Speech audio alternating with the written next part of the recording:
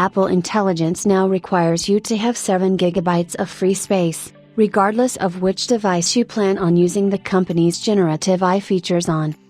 As the features set of Apple Intelligence continued to increase with successive updates, there was always a concern that the base storage requirement would also witness a bump. Sadly, we have to be the bearer of bad news because the company has now stated that you must have 7 GB of free space on each Apple device.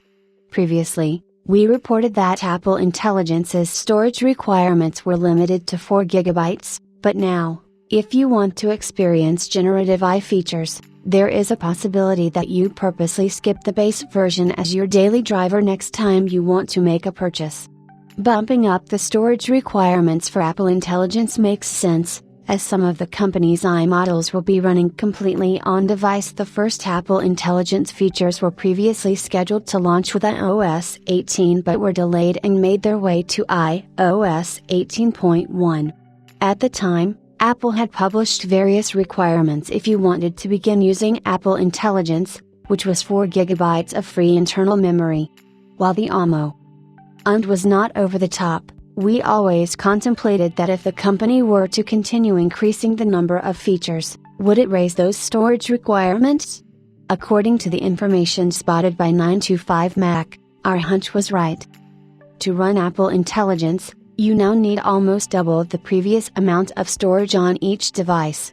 The reasoning for upping that number is simple: Apple wants to maintain strict privacy measures for its users, which is why increasing the base storage requirement ensures that compatible devices can run these AI models on device, and that requires some free space. In the new iOS 18.2 update, features such as Image Playground, Gemoji, ChatGPT support, Image Wand, and others have been added. With the eventual release of iOS 18.3, which is scheduled to happen this week, if we go by the launch of the previous iOS 17.3 update, those storage requirements could go up once again. If they do, our readers will be the first to be informed about this change, so stay tuned for more updates.